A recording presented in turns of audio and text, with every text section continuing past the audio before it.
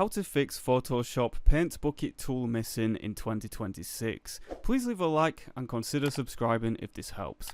So usually when you right click on the gradient tool here, it will also show up a paint bucket tool, but this is not working currently. So to fix this, go down to the 3 dotted lines to the bottom of Photoshop and right click. You may see the paint bucket tool, but what we're going to do is we're going to fix this, and you can fix this by clicking on edit toolbar. Now we will see the paint bucket tool underneath extra tools, and what we're going to do is we're going to scroll down until we find the gradient tool and simply left click drag the paint bucket tool to the gradient tool and then click done. This will now put the paint bucket tool back to the G hotkey, and also by right clicking the gradient tool.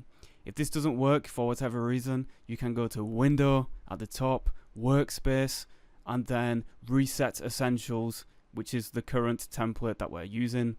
So we're going to reset that, and that should also reset your toolbar so that everything is in the default position.